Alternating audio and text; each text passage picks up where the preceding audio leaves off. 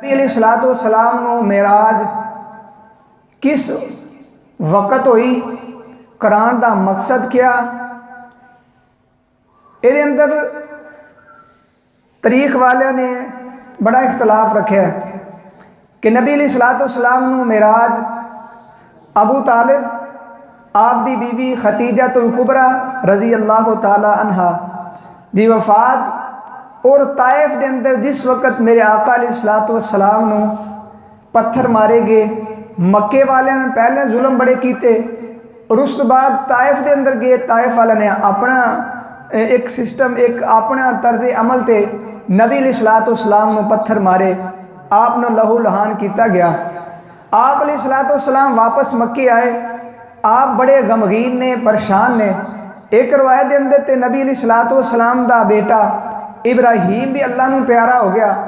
उस वक़्त मेरे आका अलैहिस्सलाम परेशान ने, ते जिस वक़्त आप नूं परेशानी आई, आप अलैहिस्सलाम दा दिल तंग होया ते दुनिया दा फितरत दे अंदर इंसान दे जिस वक़्त बंदा परेशान होंदा है, ओदा दिल करदा मैं सैरो तफरीह ते जावां, मनु कल्ला छड़ दिता जावे, मैं जाके आपे इत्मीनान और सुकून वाली ज़िंदगी गुजारा। ते आप अलैहिस्सलाम नूं भी अल्लाह पाक ने दिल तंग देखा। अल्लाह पाक ने फरमाया मेरे महबूब सल्लल्लाहु अलैहि वसल्लम हुण तुहानूं मैं सैर करवावांगा, असीं सैर करने आ, दिल तंग हो जे ते चलो जी फलां जगह चलने आ, मरी चले जाने आ, फलां होटल ते चले जाने आ, अगर कोई ज़्यादा पैसे वाला जी असी दुबई चले जाने आ, इंग्लैंड चले जाने आ, अगर कोई थोड़ा अल्लाह वाला होवे वो कहना चलो यार मक्के मदीने चले जाने आ। हर बंदे की अपनी अपनी सोच है। ते मैं नबी अलैहिस्सलाम तंग दिल होया ते अल्लाह पाक ने फरमाया महबूब सल्लल्लाहु अलैहि वसल्लम लोग तो नीवा विखाना चाहते हैं लेकिन अर्श वाला इला तुहानूं ऊंचा करेगा। जे अल्लाह पाक ऊंचा करन ते आवे ते अल्लाह पाक यतीम पैदा करके अल्लाह नबूवत अता कर सकता है। ते अगर ये मक्के वाले तंग करते हैं, मैं तुहाडे दिल नूं फराक तुहाडे दिल नूं जिहड़ा सकून पहुँचाने वास्ते मैं तुहानूं सत्तां आसमानां दी भी सैर करवावांगा, जन्नत और जहन्नम के मनाजर भी दिखावांगा।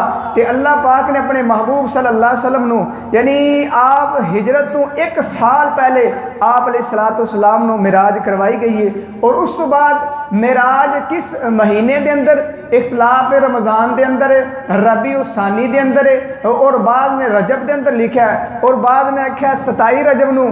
लेकिन ये अंदर साडा कोई फायदा नहीं, अगर चाहे रमज़ान अंदर होवे, चाहे रजब के अंदर होवे, चाहे किसी महीने के अंदर होवे, ना ये अंदर इबादत है ना रोज़ा, कोई चीज़ नहीं, बल्कि जो पैगाम पैगंबर अलैहिस्सलाम लैके आए ने साडा वो पैगाम नूं मान लेना असल के अंदर यही साडी कामयाबी है। तो जिहड़ा पैगाम लैके आए ने हदीस के अंदर मौजूद है, हदीस के अंदर वो महफूज है।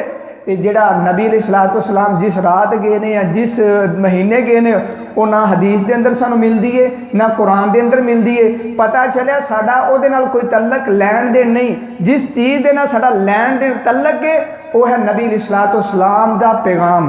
वो पैगाम केवे आइए अल्लाह जुल जलाल वल इकराम ने